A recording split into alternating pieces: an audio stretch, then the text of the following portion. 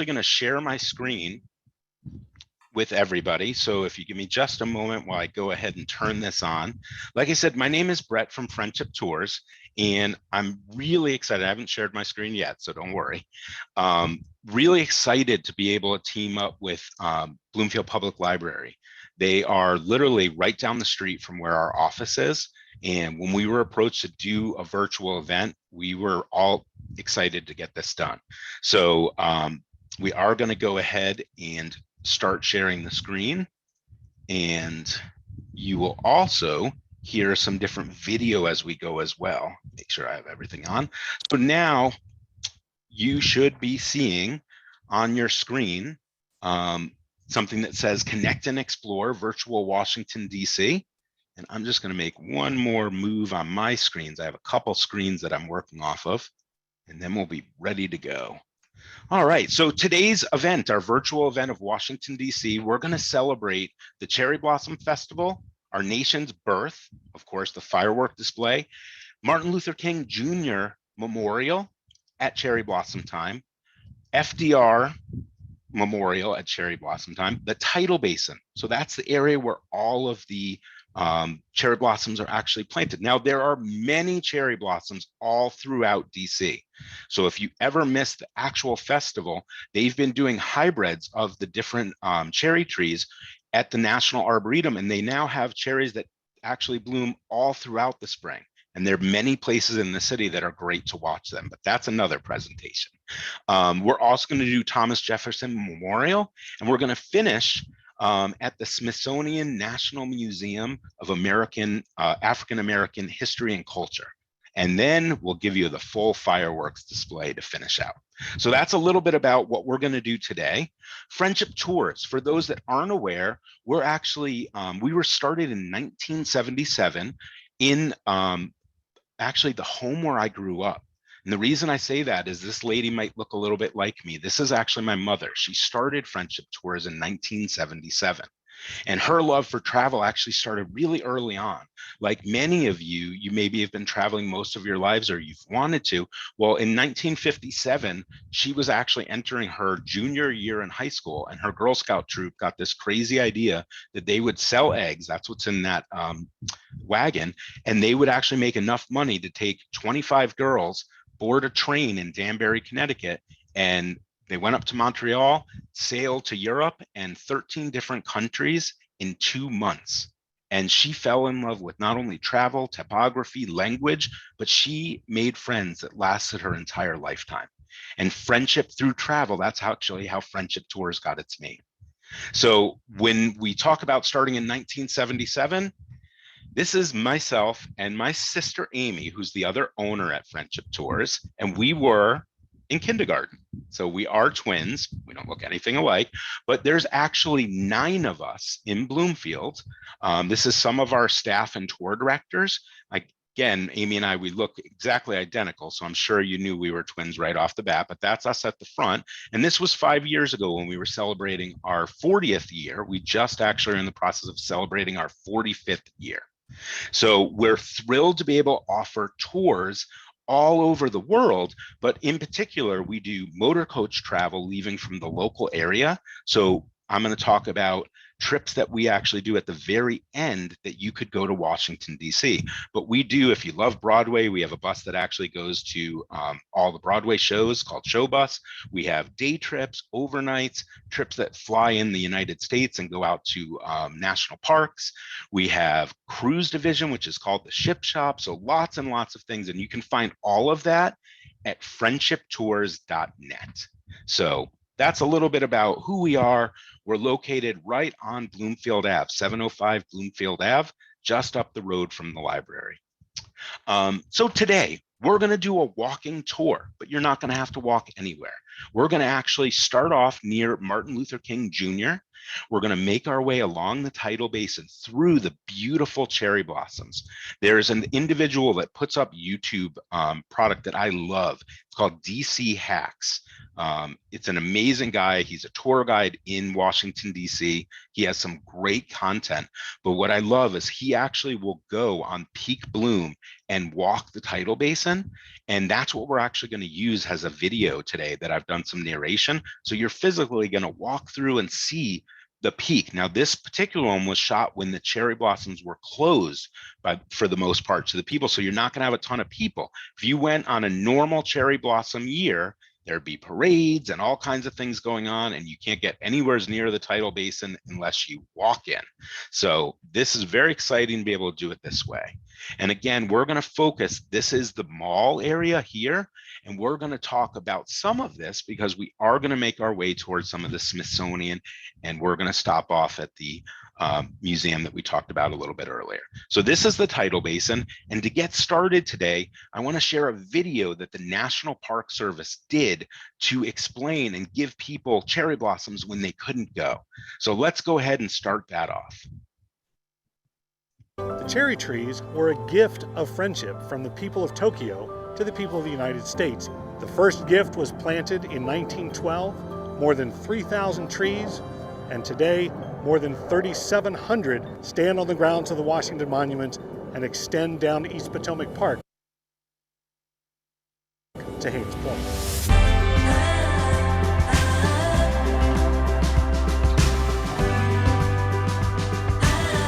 There are more than a dozen species and a total of more than 3,700 cherry trees on the Tidal Basin. Let's go check some of them out.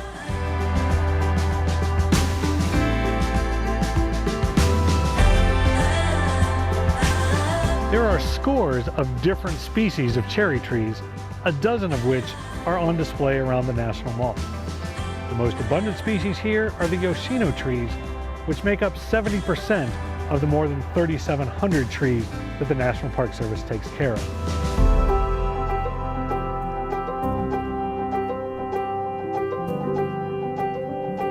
One of the most important events of the National Cherry Blossom Festival each year is the lighting of the Japanese stone lantern. This lantern was a gift from the people of Japan to the people of the United States in 1954 as a sign of the re-emerging cultural relationship between the two countries following World War II. The lantern itself is older than the United States of America. It was carved initially in 1651 and is one of two identicals made at the same time.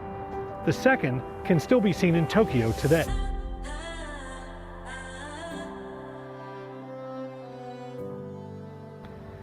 Even though the average lifespan of a cherry tree is only about 40 to 50 years, incredibly, there are still a handful of trees from the original planting in 1912 that survive today. Old and gnarled, they still put out plenty of blossoms every spring during peak bloom.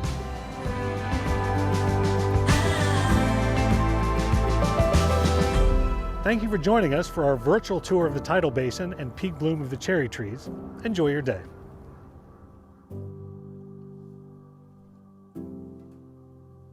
The cherry tree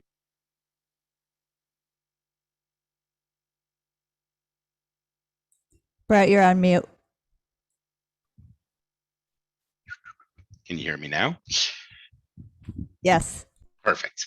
So we're going to start our tour, our walking tour, at that lantern that the park ranger just talked about. So in the old days, when the trees were first given to us as a gift, this lantern was actually where they would begin the festival. Today, if you actually go online, the festival has become so big, they actually do the first event prior to the bloom. It's actually held inside and they do a whole big production. It's really quite amazing. But this video, as I said, was shot at peak bloom, and we're going to walk through, and I'm going to tell you a little bit as it goes. We're going to go first along the path. We'll make our way to Martin Luther King Jr. Memorial. I do refer to Martin Luther, and when I had done this the first time, it's going to actually be a video from when I did this presentation back in 2021. I did not always say Martin Luther King Jr. Just know that's who I'm talking about. We're not talking about the Reformation in Germany, okay? So this is going to be our guided tour around there. I hope you enjoy this. And so it was peak bloom. It's absolutely one of the most gorgeous days around. Now, they had weather that had been in the 80s for midweek, and then it got very cold. So on this morning, it's about 43 degrees or so when we're walking around. It's about 7:10, and you'll see that we're coming to that lantern that we talked about. Now, that lantern that was given to the United States from Japan is actually really fascinating. It's over 307 years old. They do light that, and when the original trees were given to us and planted, Mrs. Taft, who was the first lady at the time, and the Japanese ambassador's wife actually did the first lighting of that that lantern, and that was in essence the very first of any of the activities around the cherry blossoms. So as we make our way along the Tidal Basin, you're going to see that these are absolutely in peak bloom. When the cherry trees start off, they generally start off in a budded area. And we're going to talk about the 6 stages a little bit later, but the last stage is this big, beautiful white flower that they have. The pink flower is what it then becomes, and then it all falls off and goes into a green leaf. So if you were to go to the Tidal Basin right now and look around, you wouldn't see any of this. It would all be replaced by this beautiful kind of a green, bright leaf that would be all around. Now, what I like is stopping here because you're going to have a view over at the Jefferson Memorial. And as we look back, you can see the sunrise through the trees. Now, in a typical cherry blossom time, this entire area would be filled. And even though it's 7 in the morning, normally what would be taking place is you would have people already, all the picture takers, right? So all the people who are looking for the morning sun, they would be down taking these pictures already. Now, the cherry blossoms are fascinating because they were a gift to us from Japan, but the history of how they became actually goes back longer than that. So in the very beginning, there was an individual, Eliza Skidmore. So in the 1800s, she was unique. She was a fully educated woman. She had finished college. She actually worked and did some writing, and her brother was an ambassador. And being an ambassador to Japan, she was lucky enough to travel over to Japan with him, where she absolutely fell in love with cherry trees. Now, what you have to know is when the cherry blossoms, if you look at this area, now it just feels like it was always there. But the Tidal Basin in the 1800s didn't look anything like this. In fact, the canal hadn't been done, it hadn't been dredged. And so I'm just going to pause us right here. We're going to get to our first stop. And so what had happened is the flooding used to take place, and a lot of this area that's so beautiful today would be filled of mud. In fact, one side of the Tidal Basin was where they used to race horses. And so Eliza said, I think we could do much better. We could definitely make this beautiful, and I think we should be planting cherry trees. And so she went out and started talking to everybody that she could find about cherry trees, and nobody wanted to listen. Not until Mrs. Taft in about 1912, she got somebody who said, yes, I believe that we should do this. And between both of them, they were actually able to get connections in Japan to send almost 2,000 cherry trees to the United States. Now, this sounds great, but unfortunately, when those trees arrived, they were infested with insects. And so all of the trees had to be burned. Now, this had the potential of a really big diplomatic nightmare. And so one of our State Department wrote a letter back to the Japanese government. Well, they were so embarrassed that they said not only did they understand, but they were going to send 3,000 trees this time and make sure they were all set. So what happened is the trees came.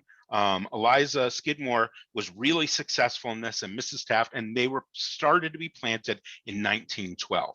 Now we've arrived at one of my favorite areas, which is the newest memorial on the Tidal Basin, and this is the Martin Luther King Memorial. And so let's go ahead and we're going to start to make our way inside. So we're going to turn the corner. Now, as we go in here, you're going to see that they actually planted over 800 cherry trees all throughout this memorial. That statue that you see there is, of course, Martin Luther King. What's unique about it is, unlike Lincoln Memorial or many of the memorials, he is fully outside. So what I like is, if you come and it's the morning, you see this memorial one way. If you come back at night under a full moon, it's completely different. And as we walk around the little paths here, we're going to make our way, and you're going to see some very interesting things. On the granite walls are going to be lots of quotes as we walk along this way. And this particular memorial was designed, they put a big group out to see who was going to win the bid for this. And there's a group that was the Roma group, and the sculpture themselves were actually designed by a Chinese designer, and that was Li Shang. And when they did this, what's interesting is that big mountain that you're seeing right there, that's the Mountain of Despair. If you know a very famous quote, out of the mountain of despair, a stone of hope.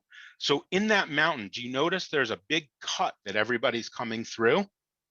And that is because you'll see in a second as we turn, imagine two knives cut this big block out. And on the back of that mountain, of course, was the Mountain of Despair.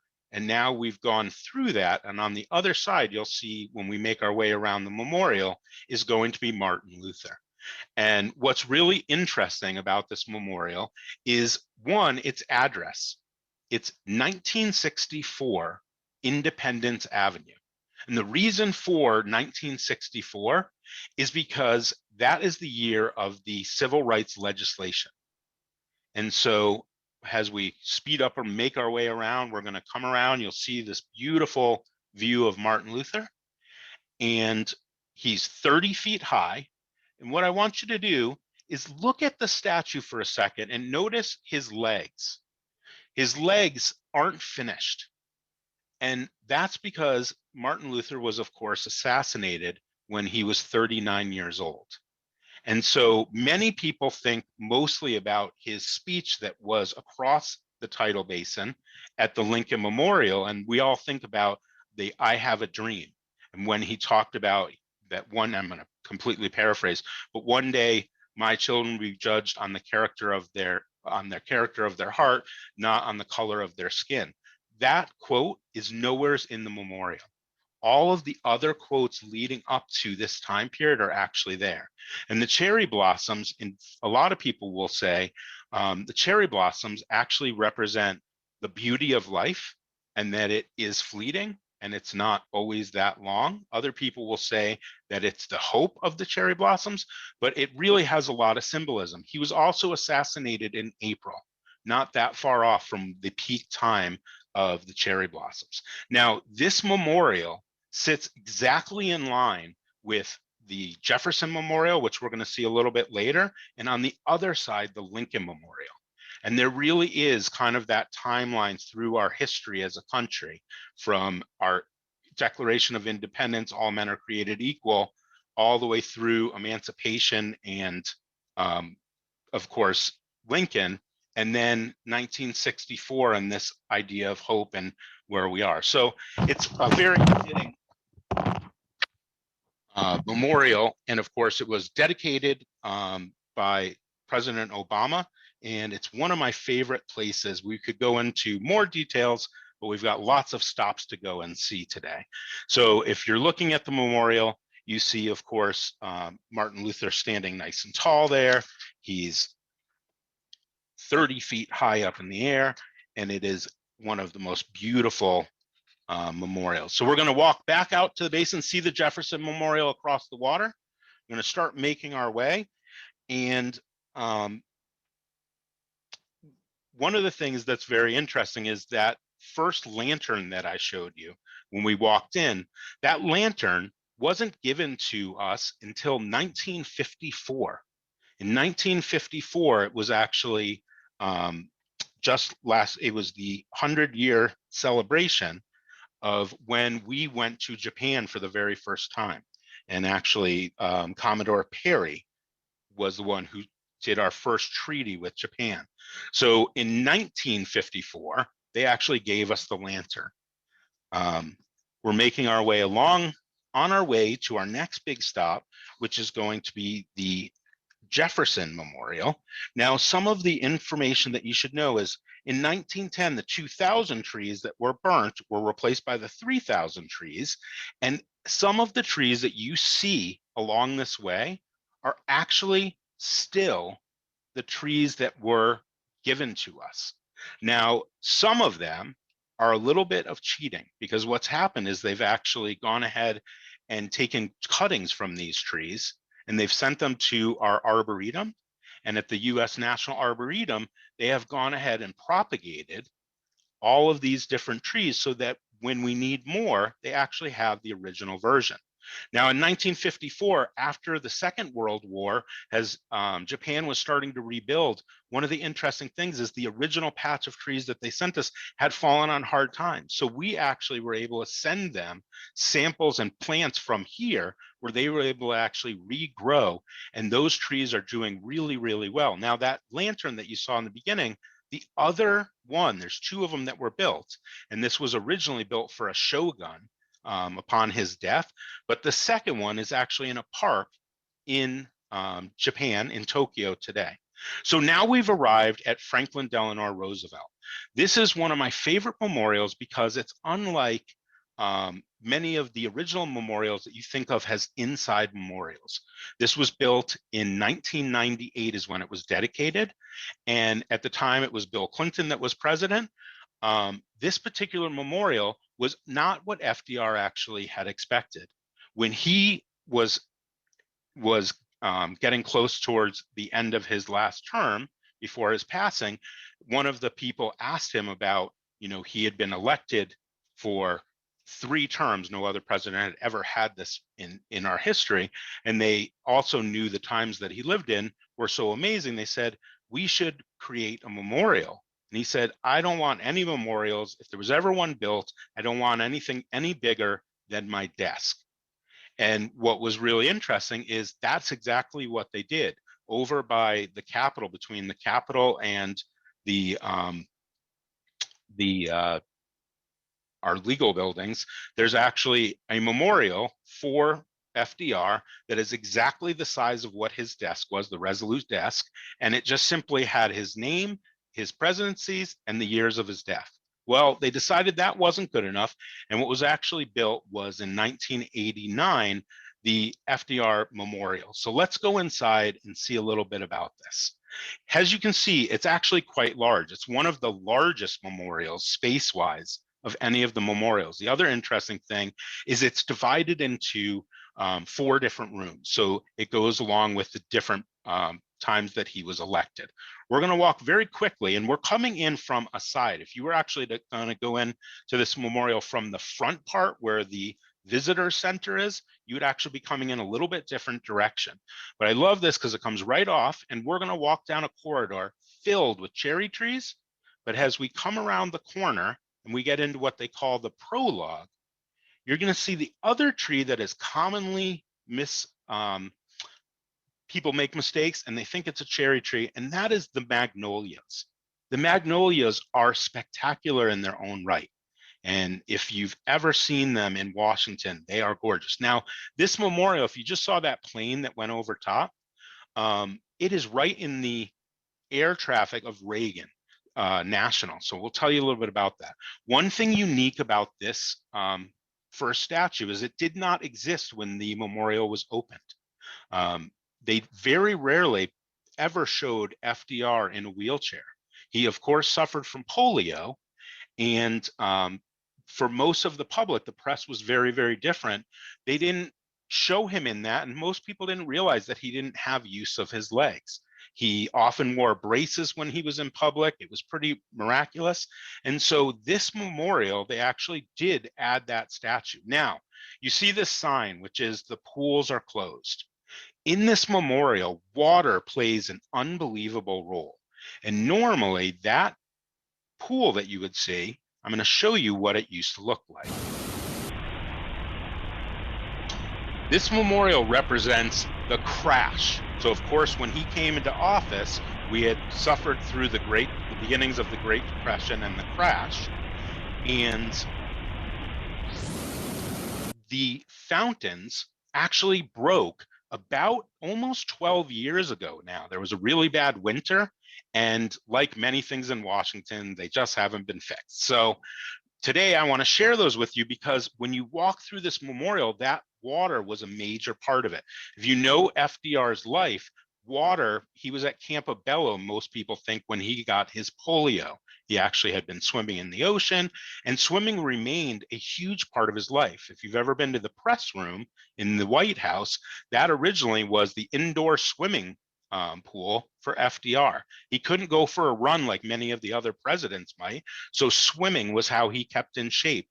Also, the hot springs in Arkansas was a big part of his life. And so here, this is the second fountain, and this represents, as we get into the New Deal, all of the public works that were actually being built. So this is an example of one of them, all of the dams. And of course, as you walk through this memorial, we can't show you all of it today, but you would have all of the copper statues. So the bread lines, the fireside chats. This next part, as we go into his term, would represent the war. And so you see these boulders. These are the boulders of war. And this is what the fountain would look like. It's supposed to feel very up in the air, disconcerting, a lot of things going on.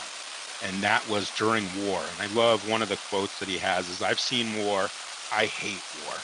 And all throughout this memorial has some of the greatest quotes that you'll see along the way. So as we make our way past this fountain, we're then going to come along to what was often the very beginning of the memorial, the statue that you just saw. And if you saw the picture of me sitting there, the other one was his memorial being taken on the same litter that Lincoln was actually brought on. But that pool is completely still. And it's the end, and it basically is this silence. And he served 12 years. If you think he should have served 16, but he did die before the last one. The other thing that makes this memorial really unique, and I love, is that this memorial has a statue, and a lot of you will recognize this as Eleanor Roosevelt, but she's actually the first ambassador to the United Nations. And that is the reason for that statue there. But it also is the only memorial that a first lady is in the memorial. The FDR memorial, the Martin Luther King memorial that we saw first, one of the things that's unique about that is it's the only memorial not to a military officer or a politician, specifically a president. So we're going to leave this area of the Tidal Basin. We're going to walk through these beautiful trees. Weren't they just gorgeous that day? I love the sun is just hitting us perfectly. We're going to make our way down this path to the next feature on our tour, which is going to be this Japanese pagoda. And this is a pagoda of friendship. And this also was given to us in 1954. And as we make our way, you can see the Jefferson Memorial there in the distance. Sorry, it's breaking up a little bit on you. And so this pagoda was actually given us from the mayor of Yokohama. And at the bottom, you can't see it well, but there's actually a Buddha there. And so we're going to make our way now along the Tidal Basin. We're now walking from FDR. And we're going to make our way down through the pathway going towards the Jefferson Memorial.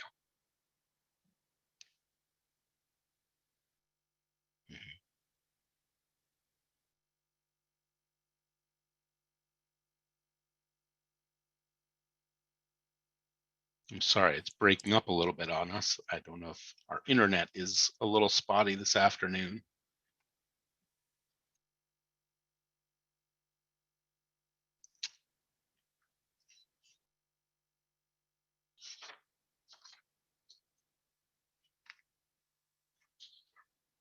And I just think sometimes it's nice to see these beautiful blossoms. So one of the things that we're going to talk about real quick is a special tree that's called the indicator tree.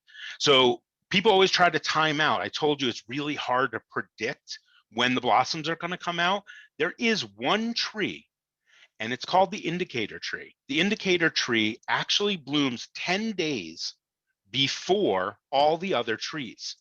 And it's marked. Every single one of the trees around the whole basin is actually marked with a label by the Park Service.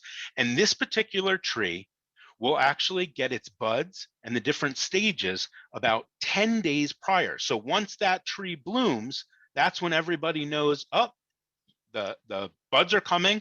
And there are people that actually watch for that report and will travel specifically around that. Now, these are the 6 stages of the blossoms.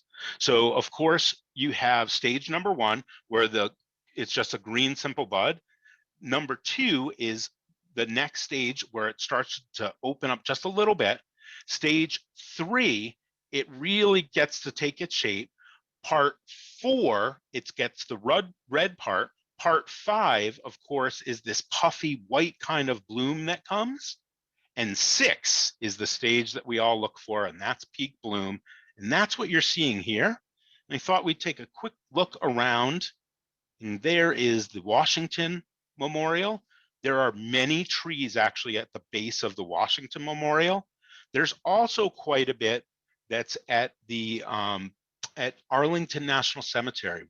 We don't kind of have people go over there for the trees, but if you happen to be there at this time paying your respects, it is a wonderful area to go ahead and see those trees. And if you look back, if you had really good eyes, all the way across the area would have been Martin Luther King. And you can see where we've come. Now we're going to pick up some speed, and we're going to make our way to the Jefferson Memorial. Jefferson Memorial was built in 1943. And it used to be a beach, and there were tons of cherry trees. And so it was controversial when they first decided to build the memorial. There was a group of women that protested. They went down and they actually stopped the bulldozers from going. They locked themselves in. This is one of those stories that often people will say might be true, might not be true. But what happened was they were protesting. The workers started to give them refreshments, not only something to eat, but they also gave them lots and lots of tea. Eventually, if you drink too much tea, you need to use the restroom. Supposedly they left at that point in time. They were able to go in and continue the work. But the moral of the story is the protest did work, because all of the trees that were going to be uprooted were actually moved, and they took great care of them and were planted all throughout the other areas. So now what we're going to do is we're going to go in and take a look at the Jefferson Memorial. So one quick little spin. I love to walk down here before we look at Jefferson, get a view of everything that we've seen around the basin. And what you'll notice is the Jefferson Memorial is being cleaned right now. So they've been doing a restoration, and there's no better way to learn a little bit about that than our park rangers. And so I'm going to hand over this part of it to one of our park rangers to give you an idea of the memorial. And so we're going to step inside with We hold these truths to be self-evident, that all men are created equal, that they are endowed by their Creator with certain unalienable rights. Among these are life, liberty, and the pursuit of happiness. These words, penned by Thomas Jefferson in 1776, have inspired Americans and others around the world for generations.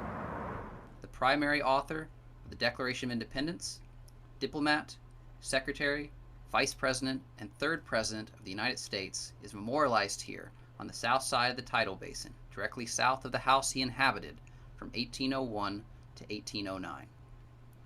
Embodying his love of architecture and the dome specifically, the Thomas Jefferson Memorial is modeled off of the Pantheon in Rome, Italy. Surrounding the 19-foot bronze statue of Jefferson in the rotunda of the memorial are selections of writings from Jefferson's life, covering topics from religious freedom to public education. Here we remember the man who put into words the emotions felt by Americans at the dawn of our nation. The words in this memorial speak to America's idea that freedom is a right. It provokes reflection and discussion on the relationship between people and their government then and now. With this memorial, we reflect on an architect of our republic and the values on which our nation was founded.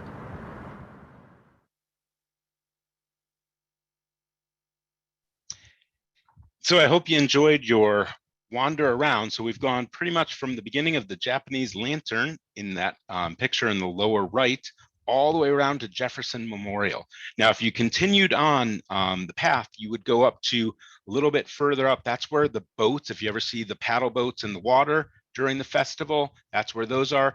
The parade actually goes along this route, and that's where the grandstands are and all kinds of activities. And then you can make your way completely around.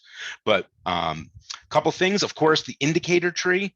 You also can look at the cam. There's a cam that they have online, and you can check out every single day to see how the blossoms are doing. But this tree does start 10 days before. It's pretty amazing. These are some of the buds that we talked about in the stages. And then, of course, that's the highlight. And if you're there, this is some of what it looks like when the crowds are actually out. This past year was unbelievably crowded after a couple of years. So it was very hard to get down and around the cherry blossoms. I particularly love coming just before or after. Just before the bloom is all the tulips, and just after are the magnolias. So it's always a great time in the spring to go to Washington, D.C. And there are many areas with the cherry blossoms. So this was the FDR Memorial that we talked about. You saw some of these pictures, and of course the pagoda that was given as a gift. And so that brings us to Jefferson. So we're going to continue our walking tour. We're going to make our way up towards the mall. The mall is basically the area that stretches from Lincoln Memorial all the way down to the Capitol. And in between along the way, you have the Washington Memorial Monument.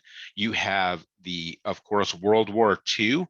And the newest thing to come onto that area is, of course, the National Museum of the African American History and Culture, which was established by an act of Congress in 2003, and the museum opened to the public on September 24th of 2016. It's the 19th museum of the Smithsonian Institute, and it is an amazing visit. So this is what the building looks like. And what I want to do is I want to actually share a video that was done by CBS. This was actually the week that it was opening, and it's a great interview of the gentleman who actually was the first director of the museum. Now back to what brought us to Washington, the completion of the 19th and newest Smithsonian Museum. It has been 100 years in the making. The Smithsonian National Museum of African American History and Culture is about to open its doors to the public. I just love saying that.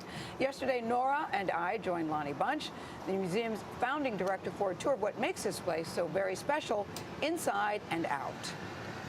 On the mall, it's mainly white marble, and I thought, could we do something that gave a little color to this? In more ways than one. Well, and then that's what I realized. Wrapped in bronze and inspired by the three-tiered crowns used in West African art, the National Museum of African American History and Culture shines brightly near the center of the National Mall.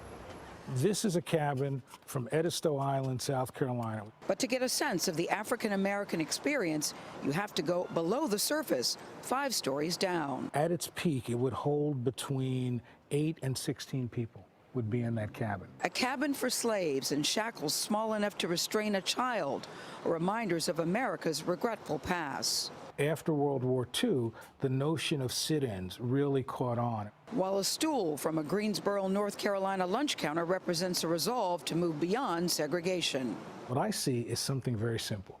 Sitting in a chair is transformative. This museum will challenge your emotions. Tears will be shed here. But there's joy to be found, too. You gotta say this is cool. Like Chuck Berry's cherry red Cadillac. Did you sit in the Now, driver's? you know, you're supposed to treat artifacts with respect, but of course I sat in there. What, are you kidding me? About 40,000 artifacts have been collected. The fact that less than 10% of it is on display is emblematic of the pride and dedication that made this museum a reality. So I'm very humbled. I think in some ways, my biggest worry was, could we find this stuff? After President George W. Bush signed legislation to create the museum in 2003, Congress designated $270 million, or half of what it would cost to build it. Over $300 million more came through fundraising efforts, while corporate partners, business leaders, and celebrities were the top donors. $4 million came from people giving whatever they could afford. like the $1 million pledged by the congregation of the Alfred Street Baptist Church in Alexandria, Virginia. The church tried to emphasize that every gift mattered and wanted every member to believe that no matter how large or small your gift, you're making history. People are going to be able to leave their stories behind. Ultimately, their picture and their story will be here. Visitors can add their history too, using an interactive display. But the newest Smithsonian Museum is not a time capsule. It's a place where you will be encouraged to explore current events, including the complicated conversations of race that continue today.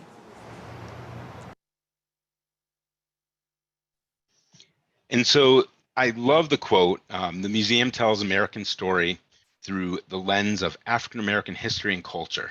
This is America's story, and this museum is for all Americans. And they have 4 pillars that you can see on the screen that are at the core of this museum. And of course, the museum's history and culture, the National Museum was started again in 2016, and it has over 40,000 artifacts and nearly 100,000 individuals that have become members. And so they still have funding that's done by individuals. So it's a great museum. If you get a chance to visit it, you'll see all kinds of different exhibits. And one in particular is Make Good on the Promise. And this really talks about Reconstruction and that time period. And if you look at our tour today, we've started really as we went into the cherry blossoms with Martin Luther King Jr. and of course civil rights, and we're making our way through FDR, which after the war, and of course Eleanor was pivotal in helping with getting the basically the beginnings of segregation to end. The airmen, she was very heavily involved with that and the black pilots through World War II. She continued to push the envelope, and then from there into JFK, and of course the beginnings of civil rights, and then eventually LBJ getting that passed. And if you remember the address, 1964 Independence, that was the address of the Martin Luther King Jr. Memorial. But we're going to continue on our tour after we leave the museum, and we're going to finish off with fireworks over Lincoln.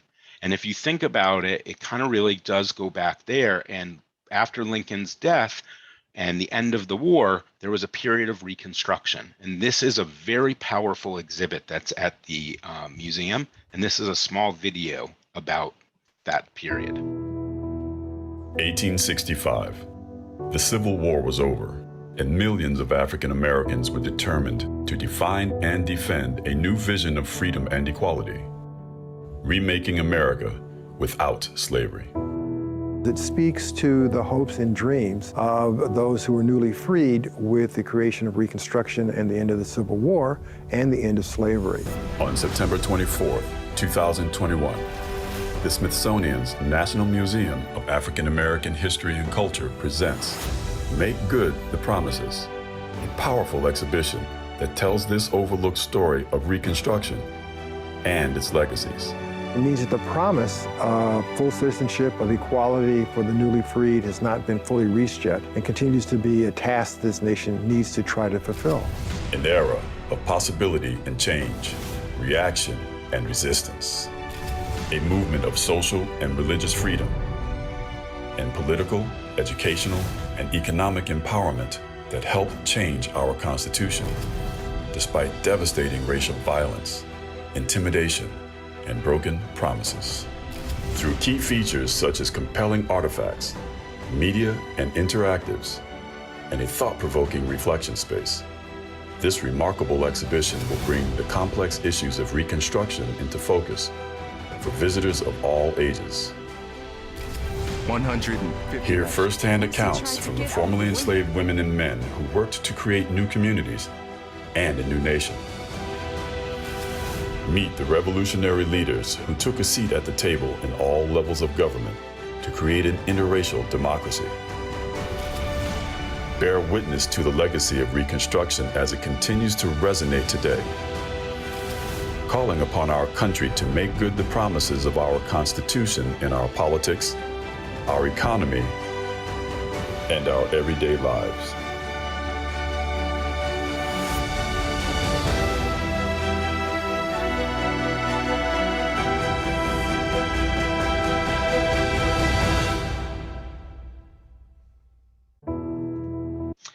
And so they continue to add and have this museum evolve.